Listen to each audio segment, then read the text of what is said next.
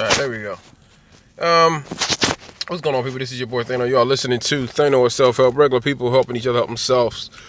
Sitting here in my Lexus, man, and looking at this beautiful chocolate sister right here. I don't know who she talking to, what she talking about, but I wish she was talking to me. But that's not happening right now. So,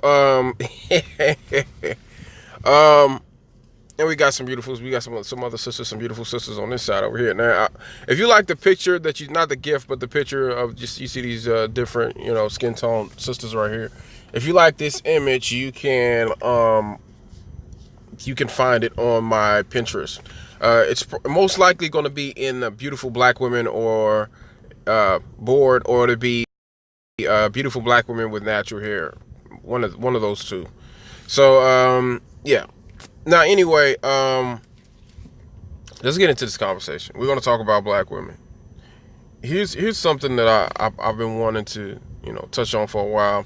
I was subscribed to, and I was a fan of this chick. Her name is Milan on YouTube. You can look her up, find her information there on YouTube. Now, I was a fan of hers. I was following a lot of her work, but I ended up losing interest because of there seems to be an underlying level of pain and anger.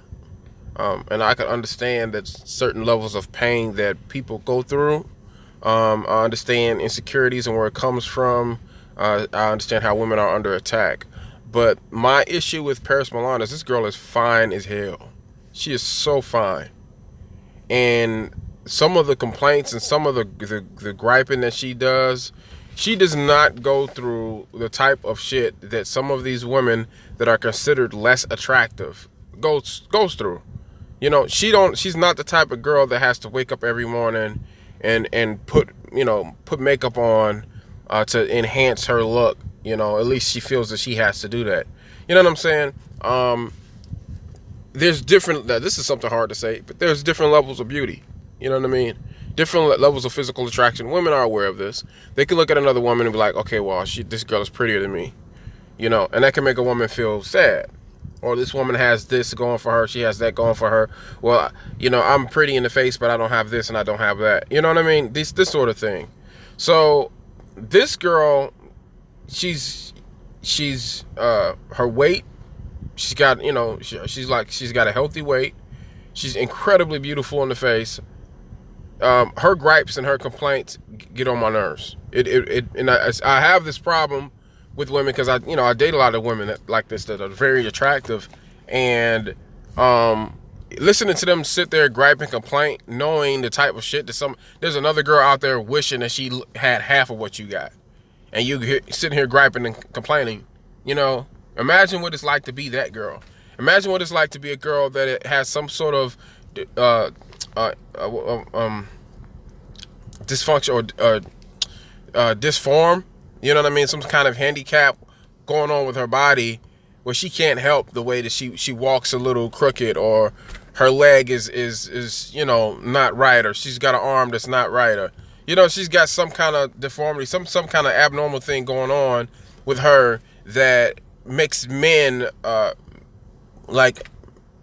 not, they don't respond to her like they respond to you. You get all the attention according to her.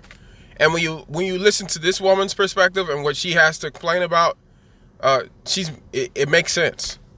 You know what I mean? I've been in this situation. I've seen and women that are in incredibly attractive, physically beautiful face, but she's handicapped, or she's in a wheelchair, or something's going on with her. It's different things like this, right? Maybe, and it's just, I don't know. I don't have to keep going deep into that. But another thing is this. She talks a lot about colorism. And colorism is a problem. There is an issue that has existed since the, racism, it was, created as a divisive marketing scheme. Because it's always been about marketing. That's the thing that's crazy. A lot of us black folks, we take this thing seriously. We don't understand that this whole slavery thing and then the Jim Crow and all of that shit, all of the stuff that we went through, a lot of this shit was about certain people staying rich. So they allowed these other people to believe that they were empowered and that they were superior. So in order for them to feel superior, they had to create things like, well, you can't come and eat in the same place as us because we're superior. You see what I'm saying? Well, you can't come do this. Well, you can't have, afford a nice home. You can't live comfortable because I'm superior because my skin looks different. You see what I'm saying?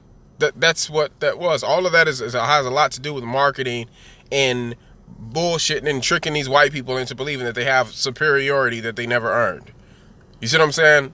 It's like walking into a building, being the CEO, the president of a company, knowing nothing about it. Sounds familiar?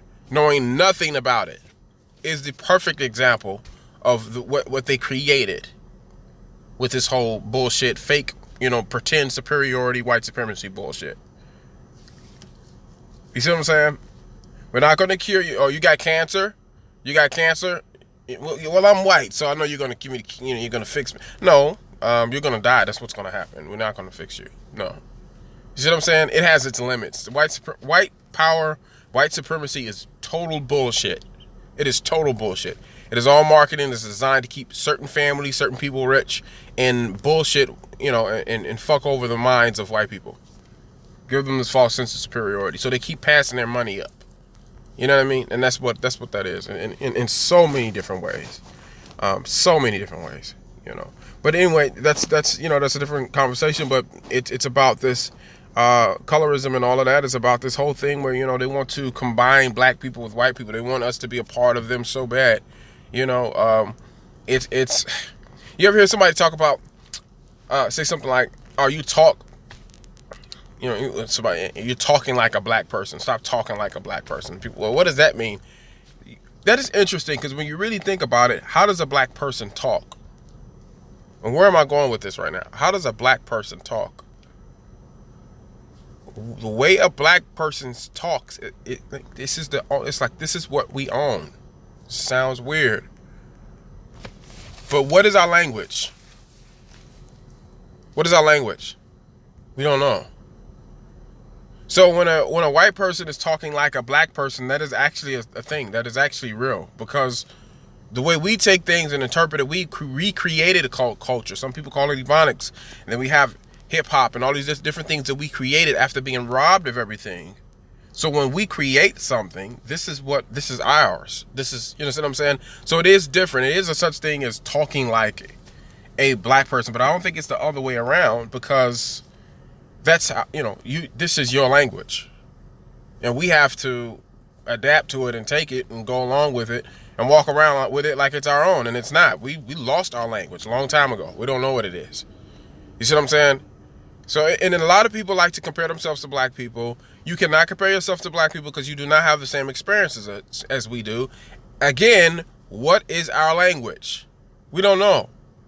What is our heritage? What is our history beyond slavery? Everyone is going to pretend like black people are the only human beings on the face of the planet that has no history beyond, like, we just popped up, slave ships, wow, we just popped up here. That's bullshit. Everybody knows it's bullshit. Everybody else knows that they're not going through the same thing. Everybody else knows that you can't say your story is like our story. So how do you try to compare yourself to black people? You will never be able to compare yourself to us. You'll never be able to do that. The way we survive all this shit, nobody does it but us. We own that. So you can't do it. I mean, you can do it. Go right ahead. You can make the comparison all you want, but you be just making an ass of yourself. Right? And I want to get on over to the topic. The main point of this whole video is the whole colorism thing. My problem with Paris Milan, this beautiful black girl, my problem with her is she seems like she has an issue with lighter skinned black women. Like, they're not really black. I've listened to her videos and I really liked her and all of that, and I just stopped because it was just like, okay, you do realize just because a black, like, the different skin tones of black people is not something that is regulated by whites. We didn't just become lighter skinned because white people came along.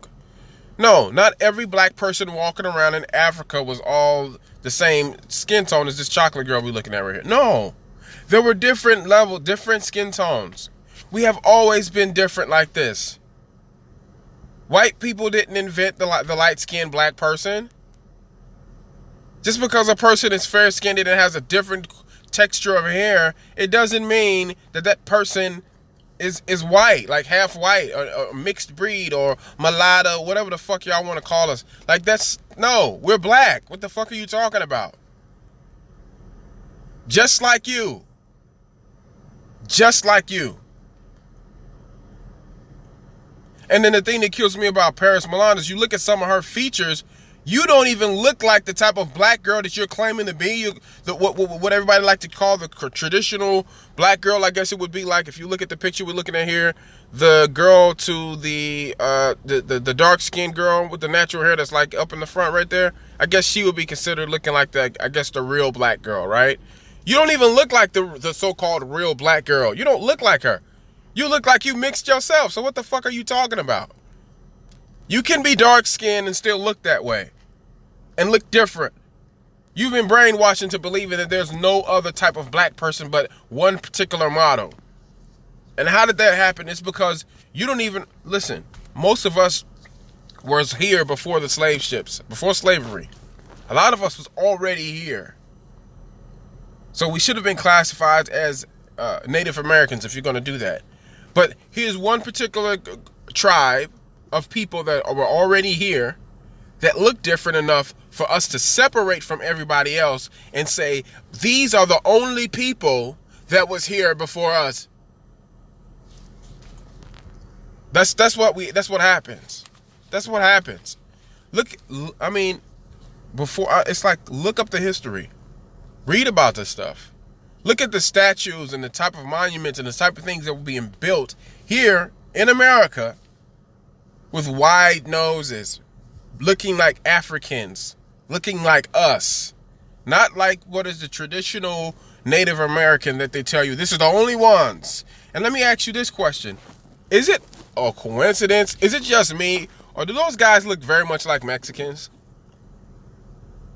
Look at all the shit that Mexicans going through. Mexicans was in here too. All of us was here together. And when the white folks came over, we tried to encourage them to join us like everybody else did already. Do you get it? Do you follow? You get the concept? The concept of America was here before these motherfuckers came over here. It was already here. We was already doing it. Do you get it? A lot of different types of brown people. So yes, they separated us, destroyed so many cultures and heritage, and all this shit came and became a cancer to the animals, the cancer to the land, to the air, to the water, to the people, to everything in existence, everything around it. But that don't necessarily mean that you have to take part in that. A black girl that is light-skinned is still a black girl. A black girl that may have a white father or a white mother, guess what? When she walks out that house every day, you know what they see? You know what she experiences? The same shit you experience. She's still a black girl. Now, you may have some kind of underlying anger towards them. Maybe it's because the men that you want, the men that you're attracted to, the men that you like, didn't pay attention to you. I don't understand why. Because this girl is fine as fuck. This girl is so damn pretty. I don't know what kind of guys you looking for. I don't know what kind of guys she's being entertained by, what attracts her. This girl is so damn pretty. It don't make no fucking sense to even hear her make the type of complaints that she's making. You're not in that category. You don't have the same problems that some of these other girls do. You don't. You don't, and you know you don't. You can get a man like that. You know you can get a man like that. You pretty as hell. Some of these other girls look, they might not be considered traditionally attractive. Like, you know what I'm saying? And that's a hard thing to say, but it's a reality. Some of these girls don't have it as easy as some of you other girls do. Some of you girls have everything handed to you. And I guarantee you Paris is one of them type of chicks. They can get anything. So that's the shit that pisses me off about Paris. It's like, you really need to stop that shit. Because you're not going through that. You are not going through that at all. You cannot convince me that you're going through that. You know what I'm saying? So now, I'm not saying that colorism is not a problem. I've dated a lot of chocolate girls, and for a while that was all I dated was chocolate girls. You know, I had girls tell me, "Oh, you don't like light skinned girls, huh? Cause your girl," I'm like, "No, she came around the corner before you." Basically, it's what it is. She came around the corner and said hello first. And I'm the type of dude that if I'm talking to one chick, I'm talking to that chick. You know, I don't like to juggle. You know what I mean? So that's just kind of how it is. But colorism is a problem. I've seen I've talked to, like I said, I've dated a lot of chocolate girls, and I heard them say things. Some of the craziest shit I've ever heard a chocolate girl say to me is, somebody told me I was pretty for a dark skinned girl, pretty for a dark skinned girl. I'm like, what the fuck? And just think about it, you hear her say that, and you see the pain in her eyes and all of that.